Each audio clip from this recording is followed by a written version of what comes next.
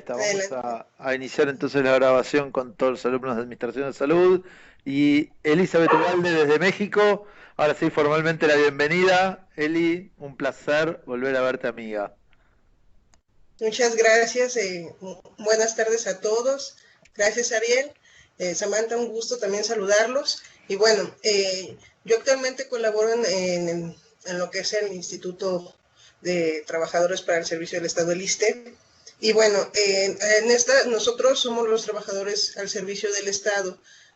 Atendemos alrededor de 13.5 millones de derechohabientes en todo el país. Eh, tenemos nosotros, en nuestro país hay 3 cajas de seguridad social. Dos, dos de ellas, o sea, son de cotización y una de ellas es del Estado. Creo que ahí se cortó un poco, Eli. El Estado eh, para las que no cotizan. Entonces, Hola, ¿soy yo el que se ¿vale? me cortó? Hola, no sé si soy yo el que me cortó o si fuiste ¿Ahí me, tú. ahí me escuchas bien? Ahí te escucho Ah, mejor. ok. Escuché a decir que tienen 3 cajas, 2 de cotización. 3 cajas de seguridad social. Sí, dos son de cotización y una es para las personas que no cotizan Eh, en sus trabajos. Esto Entonces, es, bueno, esa es la Secretaría de Salud. esto es, los que Y cotizan pagan desde su trabajo, los que no cotizan no tienen empleo. no, bueno, sí tienen empleo, pero no son empleos formales como tal. Ok, Entonces, aquí el gobierno ha intentado que todos tengan seguridad social. Entonces, bueno, si tú tienes un empleo formal, bueno, cotizas tu seguridad social, pagas tu seguridad social. Es una aportación entre el 1 y el 3% de tu salario. O sea, es risorio lo que se paga para la multitud de país que somos.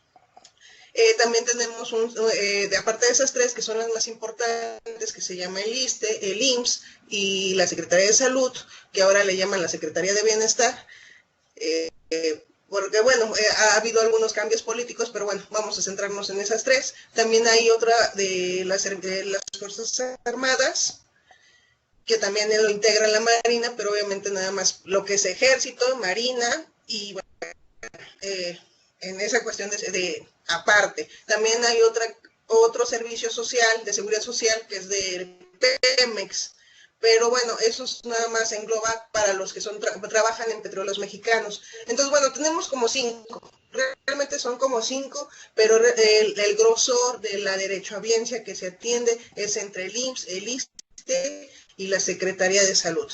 Nosotros como ISSSTE atendemos alrededor de 13.5 millones de derechohabientes, somos alrededor de más de 85,000 trabajadores a nivel nacional, tenemos hospitales regionales, o sea, lo que sería para ustedes el tercer nivel, segundo nivel y primer nivel, que sería la atención preventiva, digámoslo así, o en donde te van a canalizar para alguna de las otras áreas, de segundo o tercer nivel, dependiendo de tu condición. ¿Qué más les puedo platicar, Ariel? A lo mejor me no, explayé a ver, demasiado en lo de la, las la tres. idea no está muy bien que nos hagas algún pequeño detalle. Yo acá saqué una imagen ahora después si querés, del sistema como para explicarles, sí, porque la verdad es que es bastante complicado, como sería el nuestro también para ustedes, digo, uno está acostumbrado, pero a veces se pierde en la cabeza. Pero fundamentalmente, Eli, lo que nosotros estamos tratando de hacer es pensar y repensar el tema de COVID, que es lo que nos atraviesa mundialmente, y nos interesa por 2 lados. Por un lado, tu experiencia como ciudadana mexicana, cómo has vivido las políticas que han tomado, qué ha sucedido con las instituciones allí. Y bueno, y por el otro lado, ya que trabajas en el INSTE, ¿cómo te ha afectado laboralmente? ¿Sí? ¿Y qué ha sucedido? Pero empecemos, Elizabeth Ugalde, ciudadana de México, DF, marzo del año pasado, empieza, o por lo menos para nosotros fue en marzo, no sé ustedes, comienza la pandemia. ¿Qué sucede en México? Ok, el 27 de marzo el gobierno federal declara un decreto en donde se empieza una jornada nacional de sana distancia. Entonces aquí empezaron a hacer lo que serían comerciales llamados Susana Distancia, valga la redundancia, con una chica disfrazada, de manera en que diciendo que tenemos que estar alrededor de metro y medio de separación de todos para que no pueda hacer los contagios. A mi punto de vista, bueno, en su idea de querer tener un control cuando no teníamos algún caso, bueno, en ese momento ya había 2 casos y uno de ellos había fallecido desafortunadamente. O sea, en ese contexto, perdón. No, con los 2 primeros casos ya tomaron las primeras medidas. Tomaron las primeras medidas. Es que de hecho empezaron a hablar de que se iba a iniciar una jornada, empiezan los spots en la televisión, se va a empezar una jornada nacional de sana distancia. Bueno, dices, ¿cuándo, no? Estamos hablando que eso fue por el 20 de marzo. Se reportaron a finales de febrero, principios de marzo, los primeros 2 casos, de los cuales fallecen desafortunadamente. No habíamos llegado ni siquiera al 2% a nivel nacional de contagiados cuando se decreta un confinamiento, suspensión de labores no esenciales. O sea, esto impacta en todos los niveles socioeconómicos. ¿Qué pasa con el decreto del gobierno? Dice, bueno, vamos a cerrar todas las dependencias de gobierno, vaya a sus casas, escuelas a sus casas, exceptuando seguridad, medicina, o sea, los profesionales de la salud, áreas esenciales, las no esenciales se van a sus casas. Te estoy diciendo que esto empezó ya, digámoslo así, manejándolo bien en abril, febrero, marzo, abril, y entonces se hace un corte muy radical, porque tú pasas por la calle, obviamente ellos, al ser esencial, no por ser profesional de la salud, sino por las actividades que desempeñamos. A lo mejor no médicas, digo, sin desmeritar a los médicos, ¿no? Pero en el área administrativa, tú pasas por la calle y está todo cerrado. Cuando no teníamos ni siquiera el 2%, había casos así, muy aislados. ¿Quiénes eran las personas que estaban enfermas? Personas que venían del extranjero. También se hablaba que había barcos, cruceros que venían de vacaciones y venían del extranjero, y entonces había molestia porque, bueno, si estamos en una etapa de confinamiento, ¿por qué permites tu gobierno que barcos lleguen y entranquen con nosotros y no permitir un resguardo? Digo, teníamos de ejemplo a Europa, que ya había puesto ejemplos de medidas de cómo prevenir que esto se multiplicara, la enfermedad. No, el gobierno, a mi punto de vista, creo que hizo todo al revés. Y de hecho nunca fue así como muy estricto con las personas que llegaban del extranjero. Cámaras térmicas siempre en los aeropuertos hay. ¿Por qué? Porque pues, son de seguridad, porque pueden traer droga. Cuando son mulas, bueno, aquí se les denomina mulas, las personas que traen droga dentro de su cuerpo, aumenta la temperatura, entonces hay cámaras termo.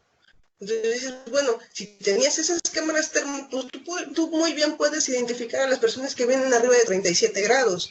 También empezaron a ser más permisivos.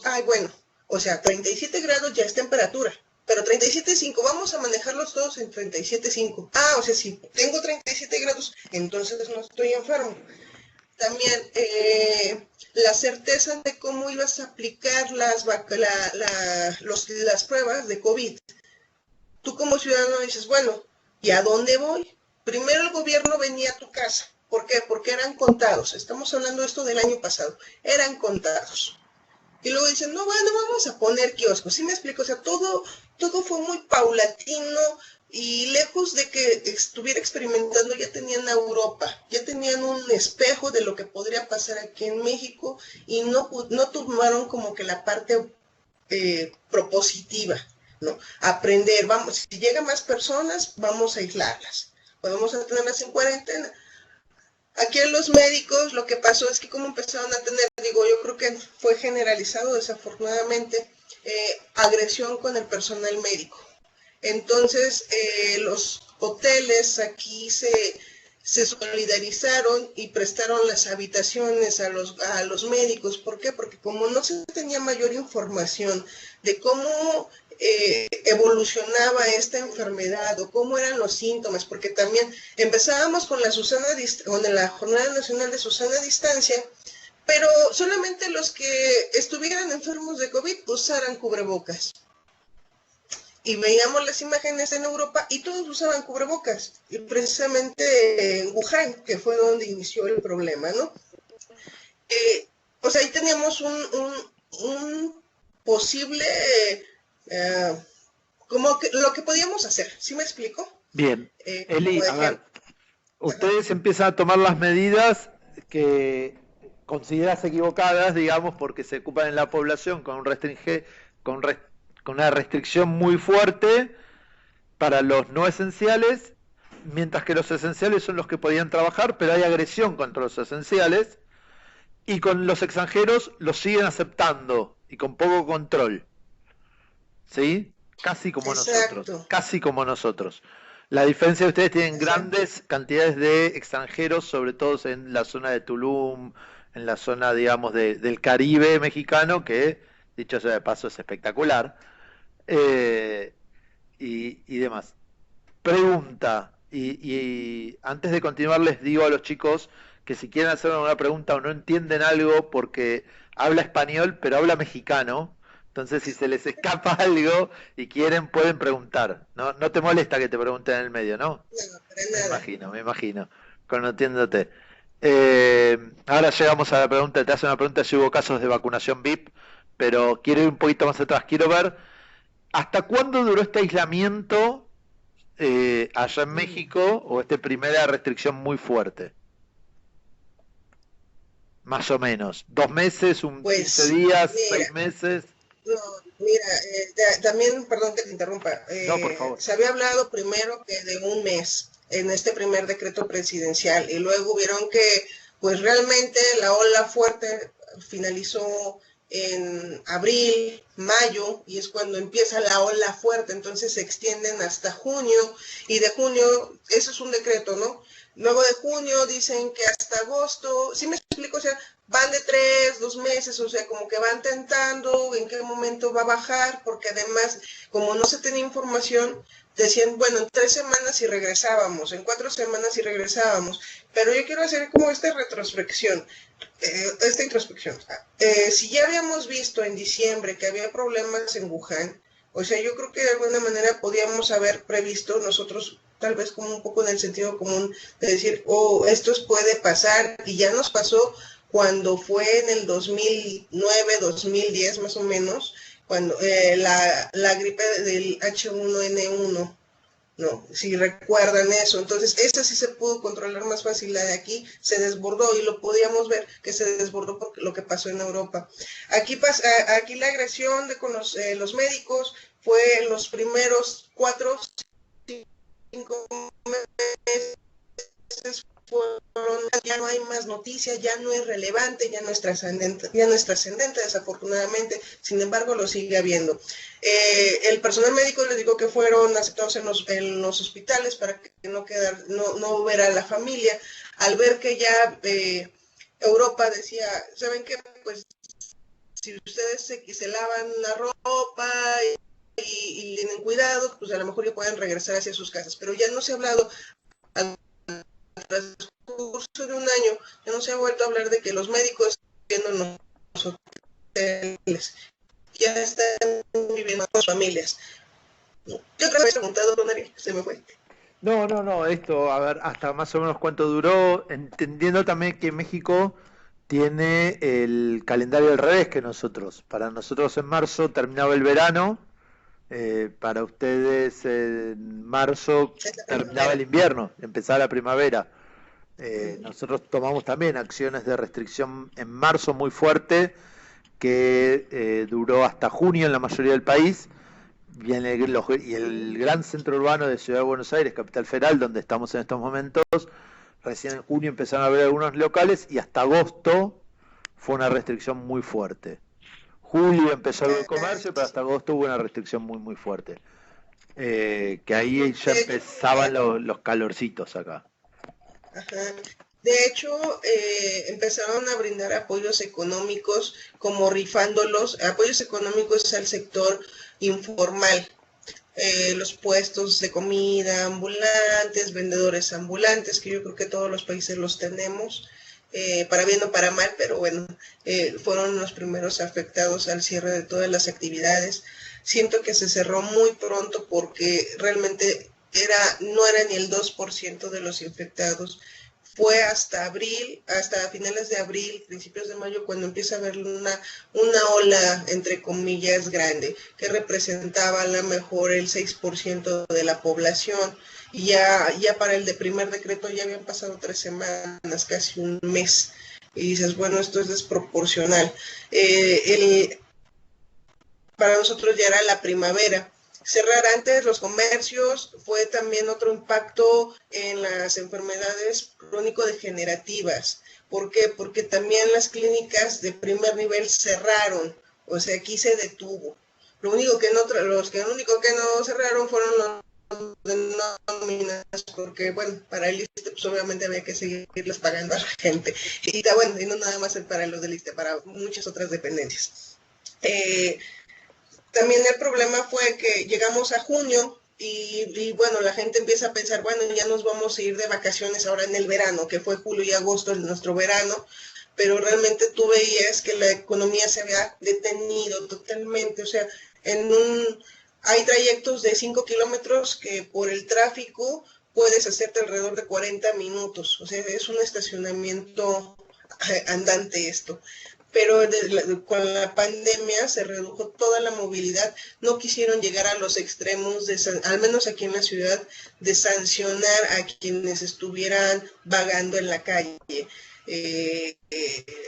Sin embargo, por ejemplo, en lo que fue en el interior del país, por comentarios de conocidos, solamente podían circular unos días los de placas pares, otros días los de placas nones, solamente una persona en el vehículo y con el cubrebocas. Si no, eso ameritaba una multa de tránsito. Por lo que estamos viviendo ahora en la Argentina y alguna pelea política que tenemos, es qué pasó con los colegios allá en México, con las escuelas. Ok, empezaron a aplicar un programa denominado Aprende en Casa. Ese programa fue piloto, digámoslo así, en su primera etapa, cuando fue cuando se empiezan a cerrar las escuelas. No tenían una dinámica, no tenían una estructura, no tenían un programa para poder seguir una transversalidad y decir, bueno, vamos a aplicar los programas de educación de esta manera. O sea, fue prueba y error. Incluso hasta la UNAM, que es una de las universidades más conocidas aquí en el país, también fue prueba y error. ¿Por qué? Porque nadie se lo esperaba que esto se fuera a alargar tanto. Todo lo que fue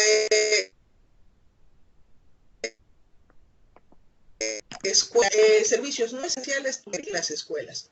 En este sentido, bueno, ahí puedo decir muy felizmente que las estancias de Bienestar y Desarrollo Infantil son 124 estancias a nivel nacional las que se dedican a atender lo que es la primera infancia de 45 días de nacido hasta los 5 años, 12 meses. Esas nunca cerraron.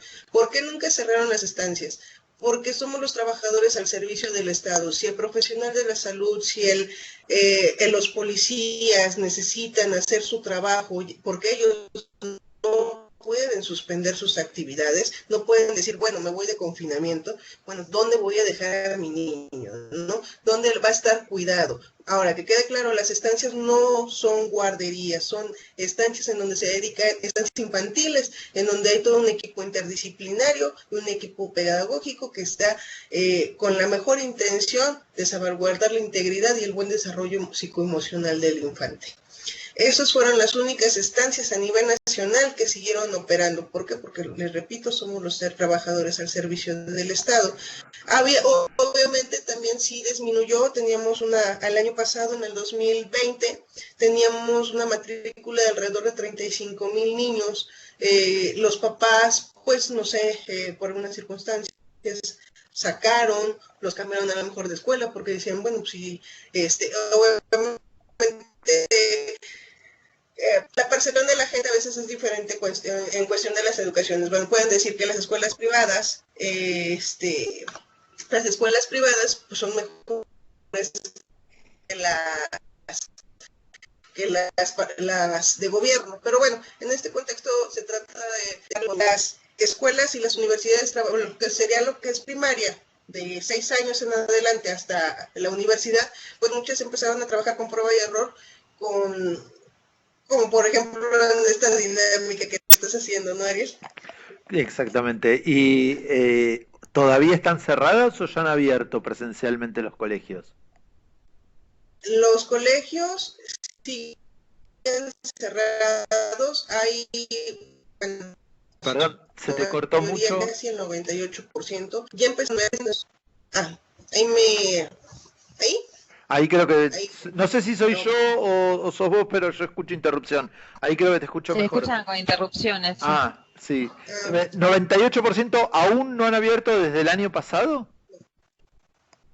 No. Solamente como el 2% y eso es porque ya están en semáforo.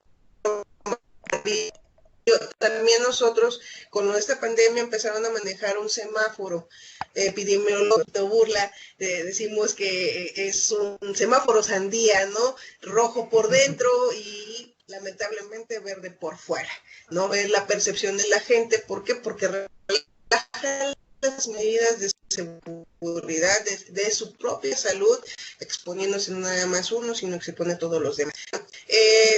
Regresaron a las escuelas particulares, regresaron algunas cuantas, y las que han tenido que ser necesario regresar porque no tienen la solvencia económica para poder llevar el programa escolar por internet, digámoslo así, por conferencias. Bien. O videoclases. Te hago algunas preguntas que están poniendo en el chat los alumnos. Empiezo desordenadas, sí, pero pues me parece, acá preguntan si se implementó el teletrabajo.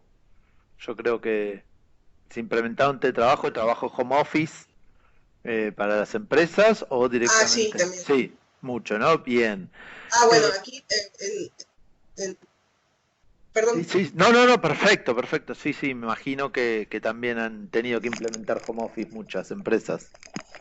Las empresas, bueno, lo que sería es el sector privado, pues muchos empezaron a trabajar así en tipo home office. Desafortunadamente, en opinión personal, el cerrar tan prematuramente afectó esto económicamente a todos los niveles de las empresas, desde las pequeñas hasta las grandes. ¿Y hubo Pero ayudas vámonos, del Estado? ¿Hubo ayuda el Estado, hacia las empresas que pequeñas, grandes, respecto a los salarios para proteger el empleo o algo? exacto.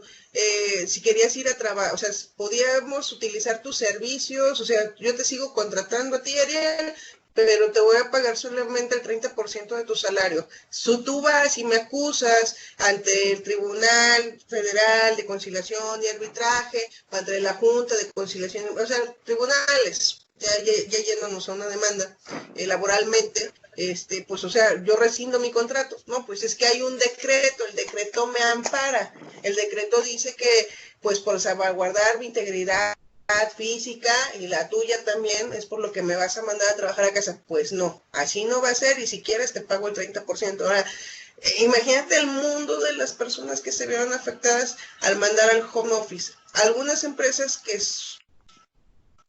son fuertes, económicamente hablando, que tienen una estructura, una logística bien planteadas a nivel nacional, pues a lo mejor sí lo resienten, pero pueden tener la capacidad de seguir pagando los salarios a los empleados. Pero desafortunadamente, las que son medianas y pequeñas empresas, esas tuvieron que cerrar. Entonces, también otro de los efectos que yo he visto, y lo vi más en lo que fue octubre del año pasado, es que tú ibas andando en el carro y veías rentas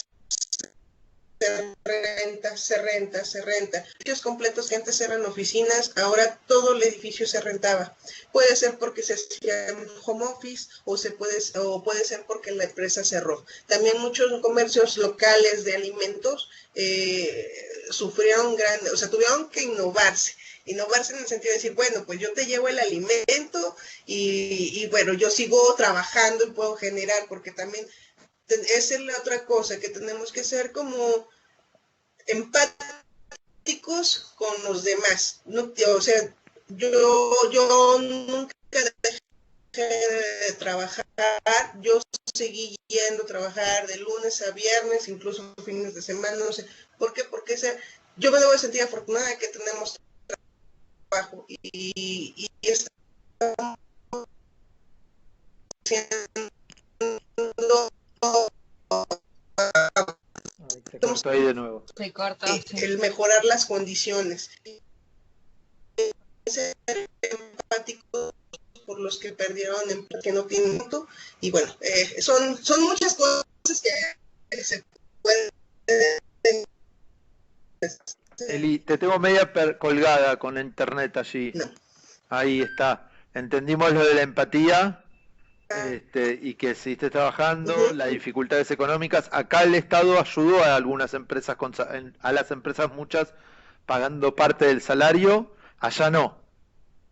Eso es lo que... Nada. No, de hecho, lo único que hicieron fue una reducción al estímulo fiscal, que a lo mejor para algunas, digámoslo así, mi mano es una colonia. Sí. Me sacó. Mi mano es una colonia, entonces solamente los que viven dentro de La Palma, porque son dentro de la ciudad, se pueden ver beneficiados. No me vas a pagar impuestos sobre la renta, ni otro impuesto que también se paga. O sea, nada más son ellos. Y entonces todos los demás ciudadanos no pagamos impuestos, o sea, no pagamos el derecho de una vivienda. Entonces, como tenemos que pagar eso, o sea, como a nosotros no nos afectó. ¿Sí me explico? O sea, fueron muy escasos, yo siento que muy mal aplicados, pero también en otro contexto hubo préstamos que otorgó el gobierno de 1,000 a 25,000, 50,000 pesos. Ahorita hago la conversión pero bueno, es poquito, no crean que es mucho, a pagar a un determinado tiempo. Y estos casi se rifaban, y había empresas o medianas empresas que decían, bueno, en confinamiento, porque las restricciones se empezaron a levantar por ahí de agosto, septiembre, empezamos a regresar como a naranja. Y eso, naranja era maquillado, porque tú seguías enterándote que había personas que estaban contagiadas o que estaban intubadas o que desafortunadamente fallecían. Y no era uno, sino que eran varios. Cuando oyes que hay varios casos a tu alrededor, quiere decir que esto no está como muy bien. Entonces tienes que poner más alerta. Bueno, al menos eso fue bueno, yo les aplico ese ejemplo porque ese a mí me sirvió mucho, ¿no? ¿Cómo están mis amistades? ¿Cómo están? No con los que estoy conviviendo presencialmente, sino con los que he estado laborando y que a lo mejor de manera alternada nos hemos visto. Entonces también eso te sirve aparte de lo que te informa el gobierno, también tú tener un parámetro para decir, bueno, si tengo que ponerme más pilas porque me puede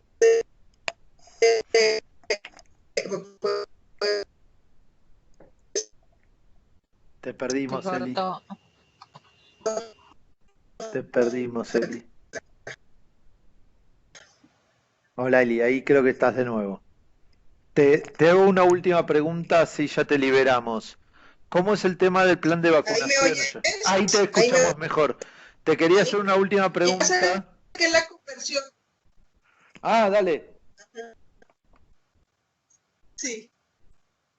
No, tenés la conversión, no, te quería hacer una pregunta, ¿sí? Respecto al plan de vacunación. Ya sé que la conversión son $2,500, lo máximo que... Lo máximo.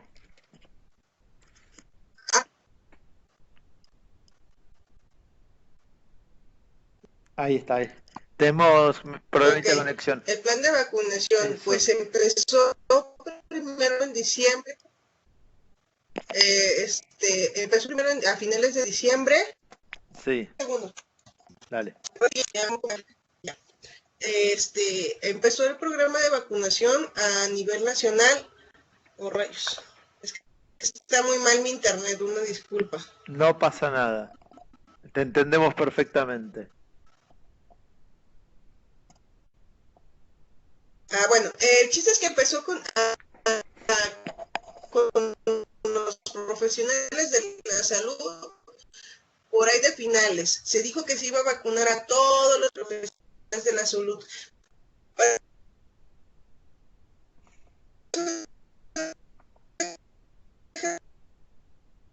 Para decirles que cuando llegó diciembre, por ahí del 8 de diciembre,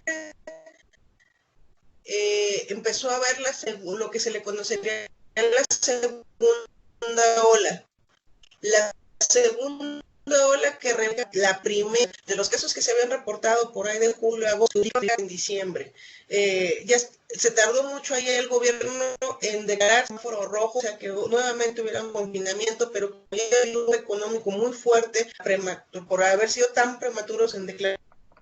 Pero bueno, regresando a lo de la vacuna, los profesionales de la salud son el 3% de todos los profesionales de la salud. ¿Por Eli, qué? Porque nada más piensan que los profesionales de la salud son los médicos, pues ahorita lo que están, ¿no?, a nivel nacional. Y bueno, los adultos mayores son de 60 años en adelante. Esos fueron los primeros. Casi ya terminaron de vacunar a todos los adultos mayores, pero los profesionales de la salud todavía no acaban. Yo que estoy en el sector médico, o sea, no hay fecha. No hay fecha para cuándo. Y bueno, yo entiendo, yo no estoy en primera línea, pero sí Eli, me importa más que se vacunen los médicos. Arieli, ¿puede acceder al chat o si sí, no? sí, sí, sí. Vienen de un programa de, Eli, se te escucha muy, muy mal. ya vienen exhaustos, están cansados y todavía, o sea, no pueden desconcentrarse porque a lo mejor hay distracción, se enfermen. Te, Mande. te decía que se te escucha muy, muy mal, eh, muy cortado. Ay, Este, disculpa. no pasa nada. Si yo te quiero agradecer en realidad tu tiempo, no te quiero sacar más tiempo, Ariel, ¿ahí más me oyes? acá te oigo, acá te oímos, ahí te oímos, pero ahí se entrecorta. Ajá. Pero Ok, pero bueno, realmente se va un porcentaje. Ahí se pues, ¿ahí me oyes, Ariel? acá te oigo, ahí te oigo, pero por momentos y por ¿Ahí momentos me se va. escuchas, amigo? Sí, yo te ¿Me escuchas? escucho, pero por momentos Mira, se va. moví más a ver, bueno, el chiste es de que solamente es un porcentaje muy bajo a nivel nacional de todas las personas que se han vacunado, especialmente los profesionales de la salud, que es con los que el gobierno federal había dicho que iba a empezar. Aquí en la Ciudad de México es una rebatinga porque qué alcaldía, porque bueno, hagan de cuenta que qué municipio va a ser primero el vacunado para los adultos mayores, porque les digo que estamos en una rueda electoral. ¿Ahí me oyes, Ariel? Sí, sí, ahí te estoy siguiendo atentamente. Okay. Es que ya no los veo, está como medio pasmada mi computadora. Sí, Pero sí, bueno, lo entiendo. entonces en ese contexto es cómo está el problema de la vacunación. Bien. ¿Hubo gente que se vacunó que no debía ser vacunada? ¿Políticos allí? Sí, al menos hubo unos 7 casos muy sonados, de los sonados que salieron en las noticias, más los que no se vieron, porque también a contentillo de, del gobierno, él también determinaba, bueno, estos fulanitos estas personas tienen que ser vacunadas porque están haciendo actividades. O sea, la labor de un médico no es esencial. La labor de un administrativo en un hospital no es esencial. Es más importante tu siervo de la nación que un elemento que está dando su trabajo, su vida, en atención a un paciente con COVID. ¿Sí me explico? O sea, como que ha sido un poco permisivo en eso, pero ha sido por parte del gobierno. Bien, igual te cuento que México, 2, 3, 4, 5, 6, 7, 8, 9, 10, 11, 12, es el país número 12 en cantidad de vacunas administradas en el mundo. Sí, ¿Sí? de hecho estamos ahí como hermanitos, ¿no? Creo que ahí con Argentina, con Nosotros somos ustedes. 22. Ustedes Oh, tienen es 16. que había leído que íbamos a trabajar en colaboración con Claro, AstraZeneca, pero, eso ujú, sí, pero ustedes tienen casi 17 millones aplicadas, mientras que nosotros tenemos aplicadas alrededor, perdí Argentina, de 7 ujú. millones y un poquito más, casi 8. Lo que implica en México el 4,7 y Argentina es solamente el 2% de la población, ¿sí? Que Así se es. ha aplicado las dos dosis. Eso sí, Argentina por ahí anda. Así que bueno, Elis, realmente un placer haberte tenido y escuchado. Más o menos hablamos el tiempo, bastante tiempo, con 40 minutos de esta plática. Realmente un placer haberte escuchado. Y ahí nos abandonó Eliana. Ah, Elizabeth, perdón. bueno, qué Mientras macana, que la eh, al- conexión no acompañó. No, no. Si alguno quiere, yo la voy a ir conectando por WhatsApp. ¿Alguno tiene y le quedó alguna pregunta, algo que quería decir? Yo había consultado sobre el turismo. Sí.